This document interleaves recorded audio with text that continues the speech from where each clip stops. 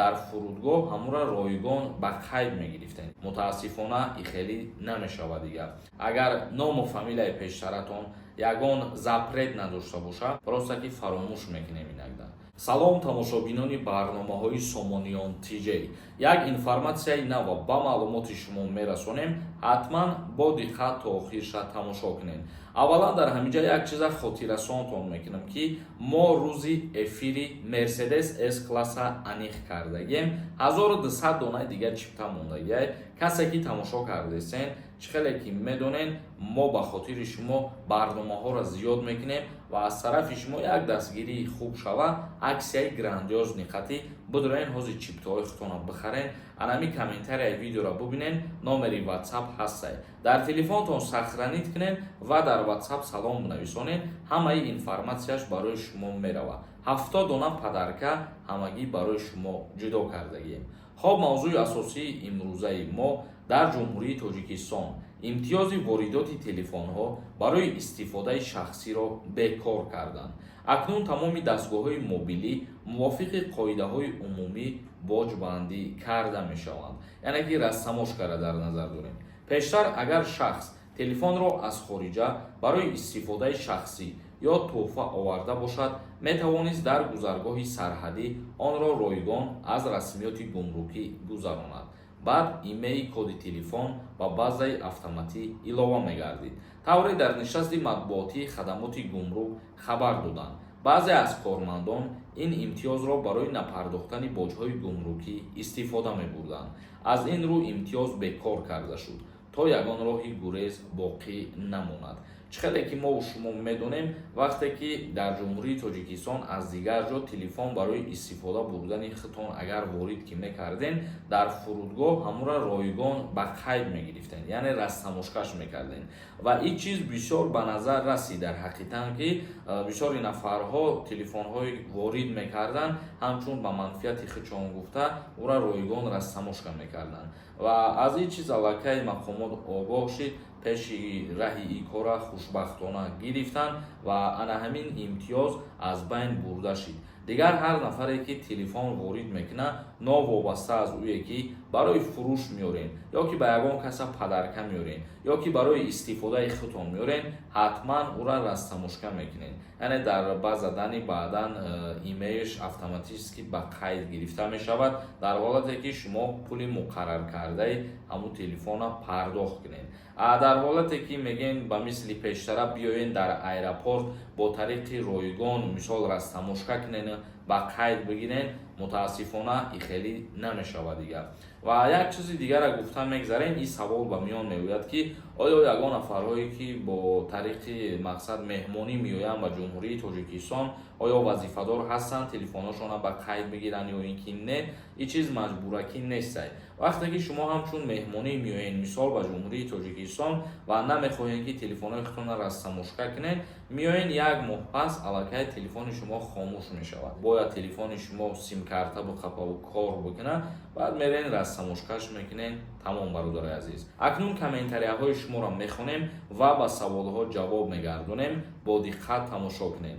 Агар ки нафарҳое бихоҳанд проверка кунанд ки аз Россия запрет доранд ё ин ки не. Чунки ҳозир худтон медонед бисёри нафарҳоро запрет кардестиянд, инами рақамҳода дар WhatsApp муроҷиат кунед ва проверка мекунаву ҷавобшо барои шумо мегӯяд. Абдуқаҳҳор нависондай.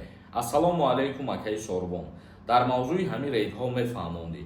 Агар паспорт алиш кардагӣ бошӣ, бе ягон причина метавонӣ вориди Россияро шавӣ.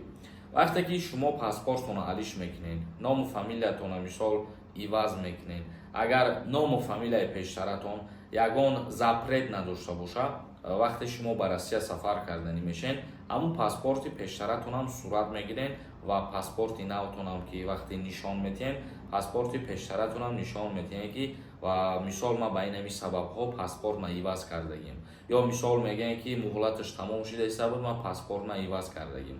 Умуман барои иваз кардани паспорт назорати ҷиддӣ мекунанд ва ҳамин чиза хуб ба назар бигиред. Абудаби нависондай. Чӣ бозӣ аст ин 70 дона? 70 дона падарка мақсад мо барои шумо пешкаш кардагем. Конвертҳои хубан, мақсад пулиян, метавонед ки шумо иштирок кунед ва соҳиби падаркаҳои нағз бошед.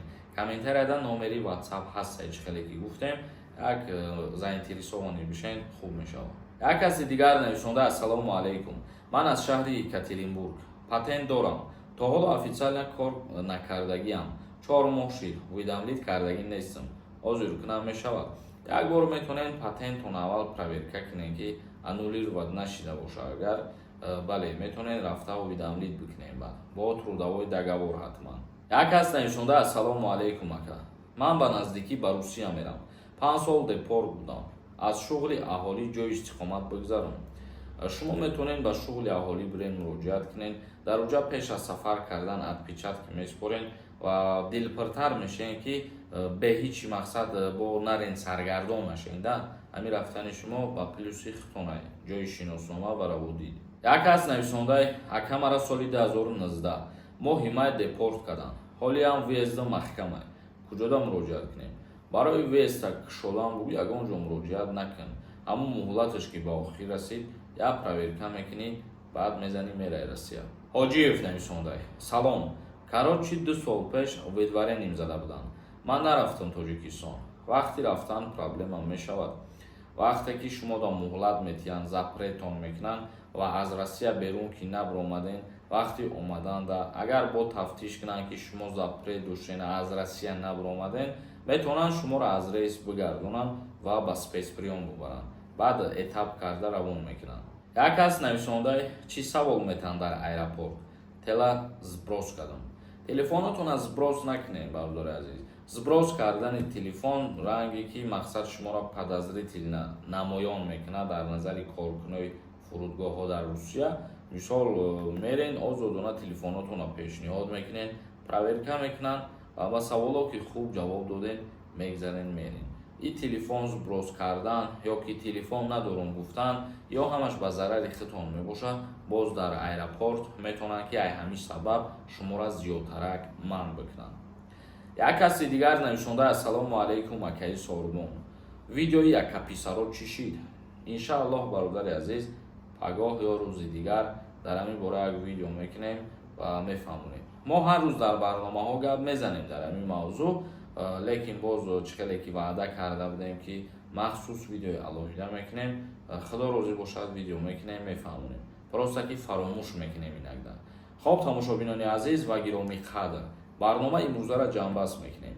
То видеоҳои дигар, худованд ҳамаи мо шуморо нигаҳбон бошад.